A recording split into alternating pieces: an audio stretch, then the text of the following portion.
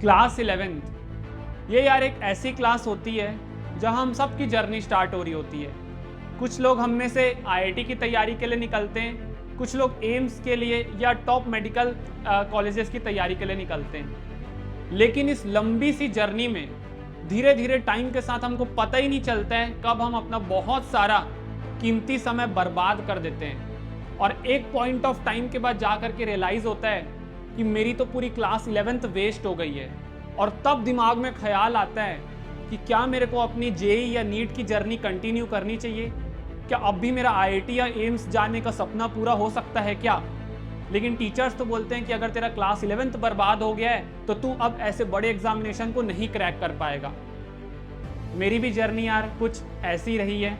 मेरी class 11th almost बर्बाद थी, क्लास 12 तो पूरी ही बर्बाद थी। मैं बहुत स्मॉल टाउन से हूँ और क्लास 12 के बाद यार मेरा जेई क्रैक नहीं हो पाया था।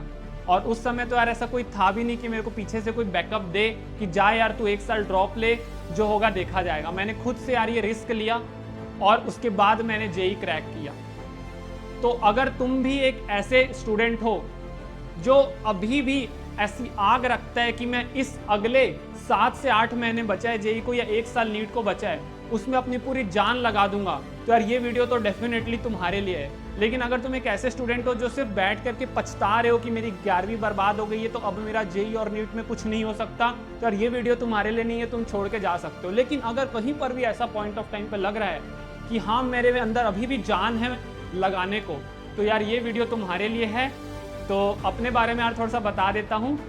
Hello and welcome everybody, welcome back to the channel.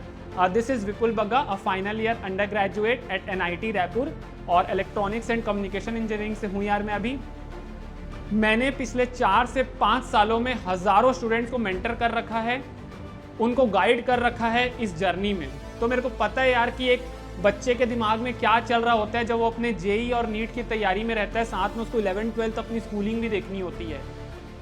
क्योंकि अगर कोई एक टीचर है तो उसके पास यार बहुत साल का एक्सपीरियंस है, तो उसे लगता है कि बच्चे को हर चीज़ समझ में आ जाएगा, उसके लिए तो वो इजी हो चुका होता है। लेकिन तुम्हारे लिए तो चीज़ें नहीं है ना।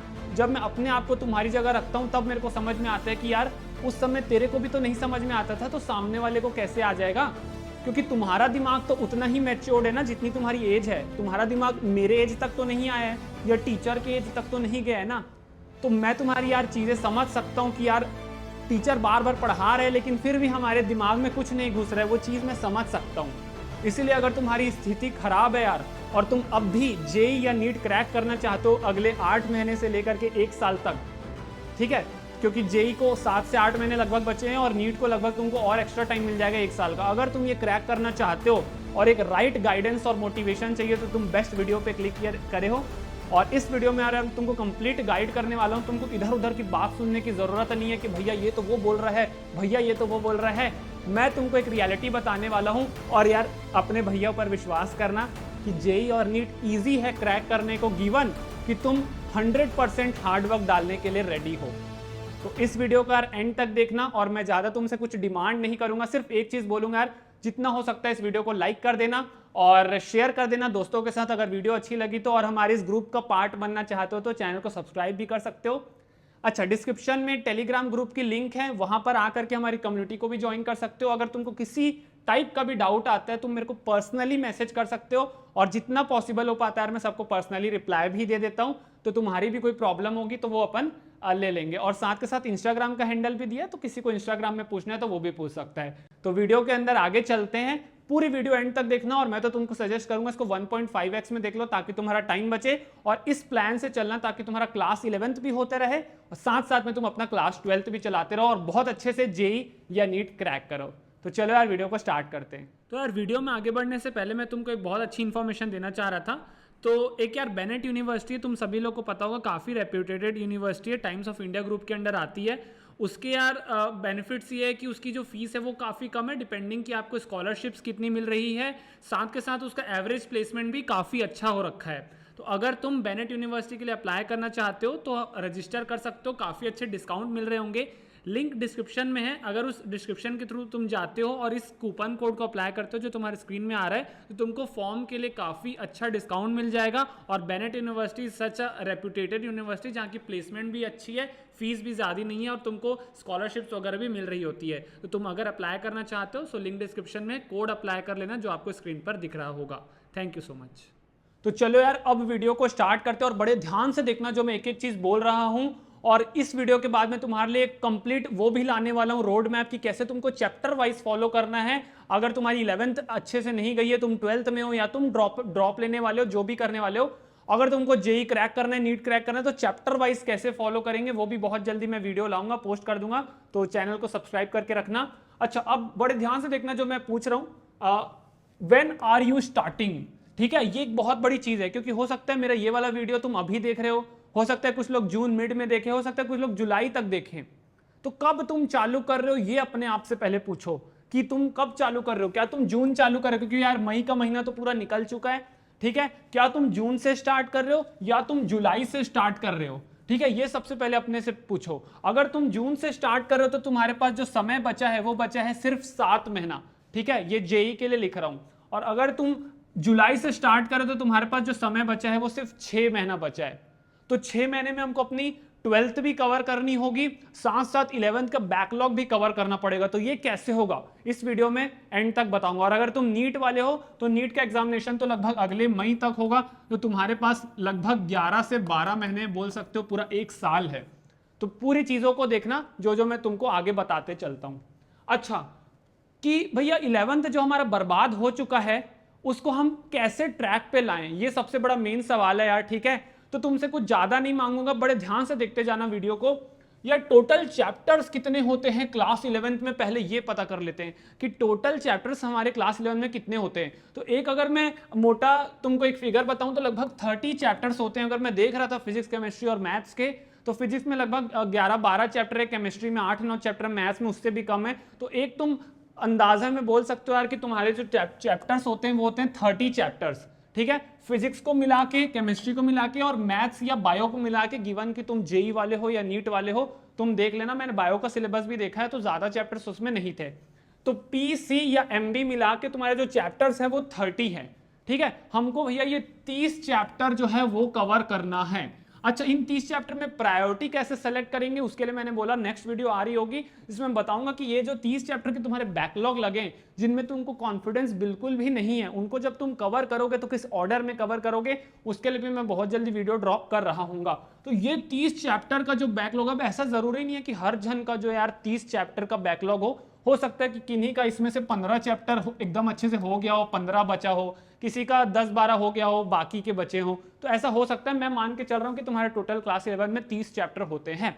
तो अब इस 30 चैप्टर को कवर करने में कितना टाइम लगने वाला है, time required for each chapter, कितना टाइम लगेगा कि हम उस चैप्टर में अच्छा खासा पढ़ लें, अच्छी खासी प्रैक्टिस कर लें और एक कॉन्फिडेंस बिल्ट हो जाए। क्योंकि जब कॉन्फिडेंस बिल्ट हो जाएगा ना, जब तुम्हारी थ्योरी हो जाएगी, तुमसे क्वेश्चन तुम कर लोगे, कॉन्फिडेंस बिल्ट हो जाएगा, फिर आगे चल के क्वेश्चन प्रैक्टिस कर करके तुम उसमें बहुत अच्छा कर पाओगे।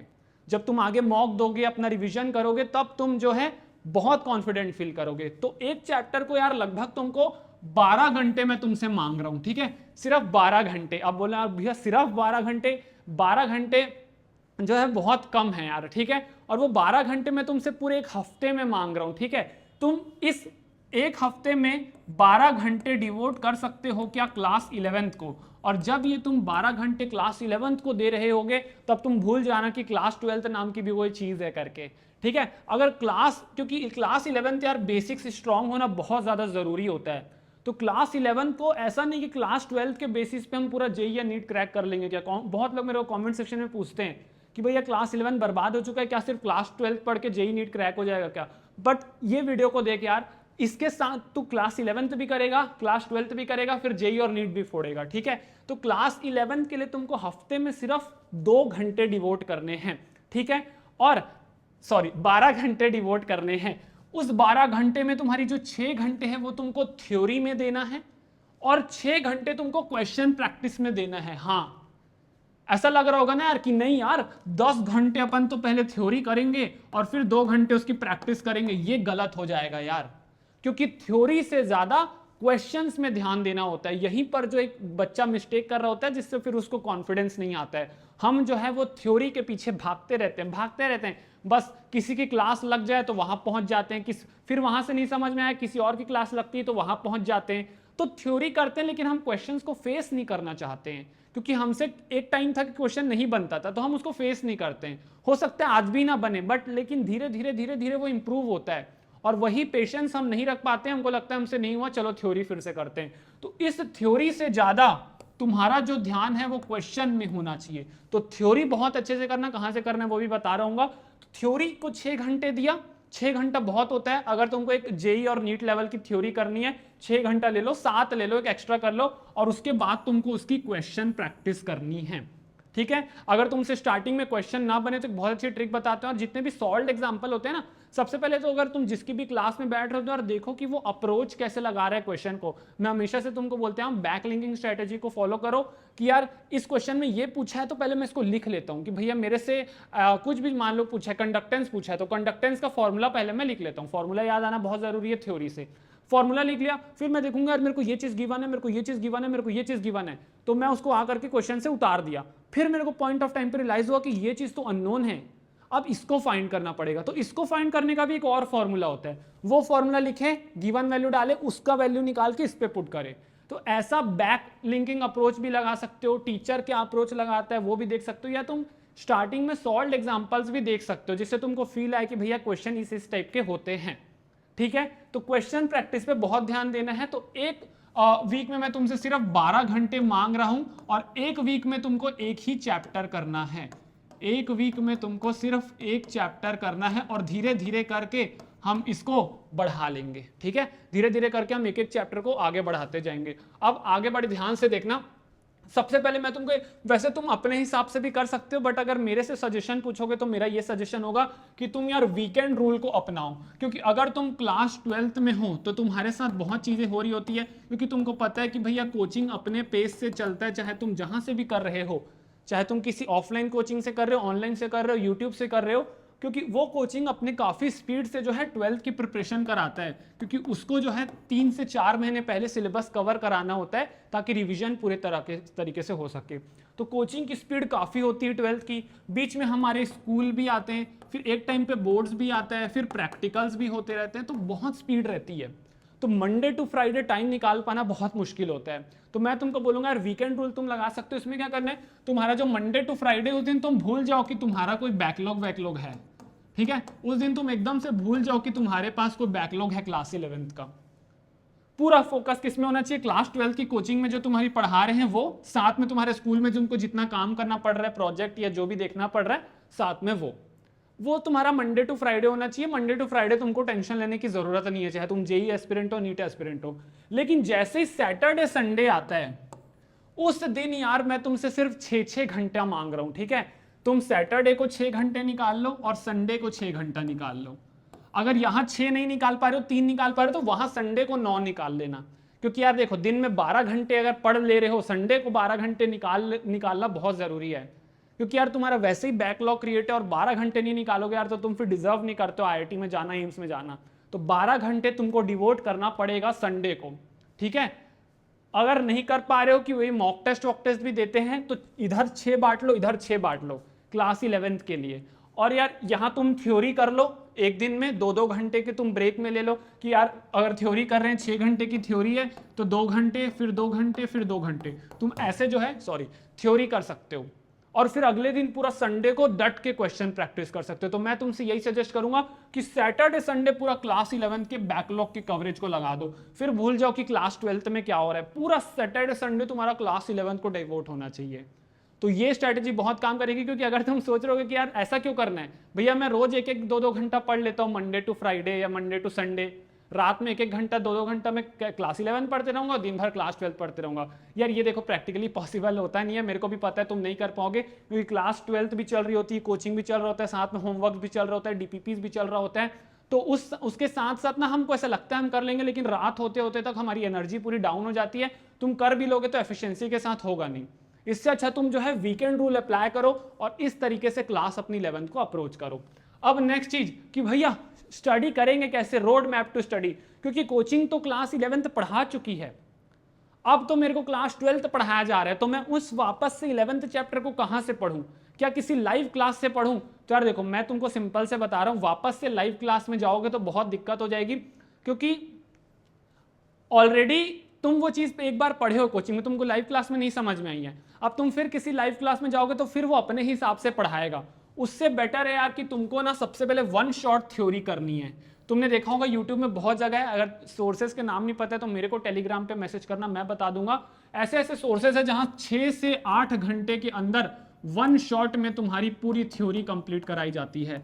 और अगर तुमको इसको टुकड़े में करना है, तुम टुकड़े में कर सकते हो यार, 2 घंटा पढ़ लिया, आधा घंटा 1 घंटा ब्रेक लेके 2 घंटा पढ़ लिया, तो ये काम करके तुम थ्योरी करो, ठीक है। अगर तुमको ऐसा लगता है कि मेरे कोचिंग में बहुत अच्छा पढ़ाया गया था, तो तुम वहां की भी रिकॉर्डिंग को चेकआउट कर सकते हो, लेकिन लाइव में जो है वो फिर अपने हिसाब से पढ़ाएंगे, फिर तुम नहीं अपने हिसाब से कवर कर पाओगे बैकलॉग। हो सकता है उनका लेक्चर फास्ट जाए, तुमको थोड़ा स्लो करना है, हो सकता है तुमको थोड़ा फास्ट जाना है, वो स्लो पढ़ा रहे, इसलिए बेटर है वन शॉट थ्योरी वालों की अच्छी चीज को पकड़ो।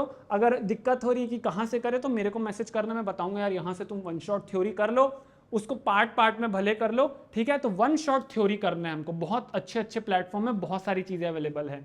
इसके बाद यार सबसे मेन तुमको ध्यान देना है प्रीवियस ईयर क्वेश्चन में। अब बोलोगे भैया क्या हर बार यही बोलते रहते हो, theory previous year question, theory previous year question? क्योंकि यार थ्योरी जब वन शॉट में तुम करोगे और उसके बाद प्रीवियस ईयर क्वेश्चन लगाओगे, तो इससे क्या है ना, तुम्हारे अंदर एक कॉन्फिडेंट आ जाएगा कि हाँ मेरी थ्योरी कंप्लीट है और मैंने प्रीवियस ईयर क्वेश्चन लगा ली। ये तो तुमको मिनिमम एफर्ट है जो पुट करना है।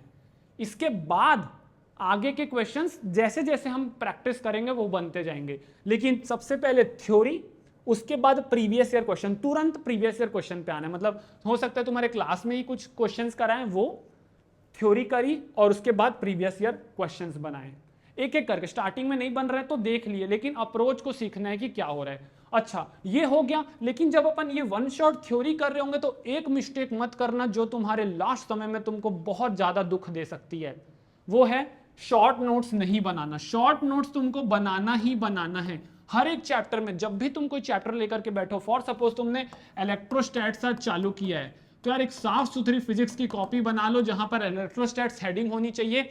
जो जो इंपॉर्टेंट चीजें हो रही है उसको मैं तुमको बोलूंगा पॉइंट वाइज नोट्स बनाते जाना, जिसमें फॉर्मूलाज भी है, ट्रिक्स भी है। तुमको ऐसा लग रहा है कि कोई पॉइंट ऑफ टाइम पे हिंदी में कुछ यहाँ पर लिख लेता हूँ कि मेरे को सर ने बताया था कि यहाँ पर अगर ऐसा हुआ तो ऐसा ऐसा कर लेना, तुम वो रेड पेन से हिंदी में लिख लो। लेकिन ये शॉर्ट नोट्स जब तुम इसको थ्योरी के साथ बनाओगे और जब तुम्हारा बाद में पेपर आएगा और रिविजन का टाइम आएगा, तब तुम्हारे लिए ये ऐसा काम कर रही होगी, लोग इसके लिए मर रहे होते हैं और तुम्हारे पास ये ऐसा गोल्डन चीज पड़ी होगी, ठीक है। ये तुम्हारी जो बनाई हुई होगी ना, वो तुमको कोई बड़े से बड़ा आदमी नहीं दे पाएगा, मैं भी नहीं दे पाऊंगा, कोई कोचिंग नहीं दे पाएगी। प्रिंटेड नोट से यार रैंक 1 नहीं आते, ठीक है। तो तुमको यार ये करना है। और उसके बाद यार अभी ना तुमको कोई भी मॉक टेस्ट पे ध्यान नहीं देना है, क्योंकि तुम अभी से एकदम मॉक टेस्ट के पीछे मत चलो कि यार हर जन भैया हफ्ते में तो 3-4 मॉक टेस्ट कर रहा है, मेरा क्या होगा। यार तू अभी क्लास 11th पूरा अच्छे से कर, ठीक है। ये क्लास 11 का रोड मैप है, ठीक है। क्लास 11th अच्छे से कर, 12th कर, अभी बहुत टाइम है मॉक टेस्ट देने को। अगर जब कभी टाइम मिलता है संडे को, जैसे 6 घंटा निकाला, बाकी के टाइम में तुम मॉक टेस्ट दे सकते हो। लेकिन मॉक टेस्ट से निराश नहीं होना कि मेरा नंबर कम आया है, क्योंकि तुम उसी नंबर को बढ़ाने जा रहे हो। तो एनालाइज करना कि हाँ यार मेरी यहाँ पर गलती हुई है और उसको मैं सुधारूंगा, अब वापस से अपने शेड्यूल पे आता हूँ। तो अगर वैसे देना चाहते हो तो दे सकते हो, लेकिन उसमें निराश होने जैसा वाला कोई बात नहीं है। तो ये चीज याद रखना। और इन सब चीजों में हम एक चीज जो भूल जाते हैं वो ये कि हमारे पास एक फॉर्मूला बुक होनी चाहिए जहां हर टाइप की फॉर्मूला हो। या ये 2 तरीके से हो सकती है यार, मैंने जैसे कि ना अपनी भी बनाई थी और एक तुम्हारे मार्केट में रेडी जो है वो भी मिल जाती है, तो तुम वो भी परचेज कर सकते हो। या तुम वन शॉट के साथ जब बना रहे हो तो शॉर्ट नोट्स भी बना सकते हो, साथ साथ में एक फॉर्मूला बुक भी रख सकते हो कि मैं हर फॉर्मूला को, उस चैप्टर के फॉर्मूला को नोट करते चलूंगा। तो ये करते जाओ, तुम्हारा बैकलॉग कवर होते जाएगा। सिर्फ क्या करना है, सैटरडे संडे तुमको मिला करके 12 घंटे निकालने हैं, ठीक है, जिसमें से तुम 6 घंटा थ्योरी को दोगे और 6 घंटा क्वेश्चन प्रैक्टिस को दोगे। यानी कि हर वीक में तुम्हारा एक चैप्टर हो रहा होगा, यानी कि तुमको कितने लग जाएंगे, 30 वीक्स लग जाएंगे। और साथ में मंडे टू फ्राइडे जान लगाना होगा 12th में साथ में। तो इसके साथ साथ तुम्हारा बैकलॉग भी कवरेज होगा और 12th भी तुम्हारी चलते रहेगी। तो ये तुमको कंप्लीट रोड मैप यार फॉलो करना है। इसके बाद जो भी चैप्टर लिस्ट है कि भैया तुमने बोल तो दिया कि क्लास 11th में ऐसे ऐसे करते जाओ वन शॉट, लेकिन कहाँ से स्टार्ट करें जिससे कॉन्फिडेंस मिले, तो वो एक चैप्टर का रोड मैप भी आ रहा होगा जिससे तुमको पता चल जाएगा कैसे स्टार्ट करना है। इसके बाद यार एक बहुत इंपॉर्टेंट चीज़ है जो तुम्हारे लिए, देखो सब एकेडमिक्स तो साइड में हो गई, मेन पार्ट ये है यार, ठीक है, कि you should have faith in you, खुद के ऊपर यार विश्वास रखो, ठीक है, और कॉन्फिडेंट रहो। सबसे पहली बात तो ये है, अगर तुम्हारे अंदर ना कॉन्फिडेंट ही नहीं है, कॉन्फिडेंस ही नहीं है, तो तुम तो फिर गेम तो वैसे ही बाहर हो जाओगे गेम से, क्योंकि कॉन्फिडेंस ही नहीं है ना, तो तुम वो अगर चीजें हैं भी, मटेरियल है भी, तो तुम आग नहीं लगा पाओगे, तुम फोड़ नहीं पाओगे जेई या नीट। सबसे पहले तो कॉन्फिडेंस बिल्ड कर लो, छोड़ो जो यार बोलते हैं उसको भाड़ में जाने, तो जो कुछ भी बोल रहा है, तुम ये सोचो कि मैं जेई और नीट क्रैक कर सकता हूं, बहुत इजी है क्रैक करना, बस मेरे को अपना पूरा मेरे को जलना पड़ेगा, तब मैं उभर के निकलूंगा, ठीक है। ये सोच के बस स्टार्ट कर दो प्रिपरेशन, अपनी 12th जैसे चल रही है उसको चलने दो, अच्छे से मेहनत करो, Monday to Friday, Saturday Sunday तुमको अपना क्लास 11 का बैकलॉग कवर करना है, ठीक है, और मानना कि तुम जो है वो जेई और नीट आराम से क्रैक कर सकते हो। तो इस विश्वास के साथ यार तुमको यहाँ पर छोड़ के जा रहा हूँ। इसके बाद मेरे को कमेंट सेक्शन में जितने लोग भी देख रहे हैं एक बार जरूर लिखना कि तुम कौन से क्लास में हो, क्या तुम्हारा प्रिपरेशन चल रहा है और तुम अब कैसे फोड़ के दिखाने वाले हो। और कोई भी डाउट हो मेरे को कमेंट सेक्शन में बता सकते हो, या टेलीग्राम की लिंक डिस्क्रिप्शन में है, इंस्टाग्राम की लिंक डिस्क्रिप्शन में, मेरे साथ पर्सनली कनेक्ट कर सकते हो, और हो सके तो चैनल को सब्सक्राइब कर देना, ठीक है। तो इतना ही था इस वाली वीडियो के लिए, ऐसे ही मचाते रहो, और मैं मिल रहा हूँ तुम्हारे साथ बहुत जल्दी नेक्स्ट वीडियो में। Thank you so much for watching, bye bye.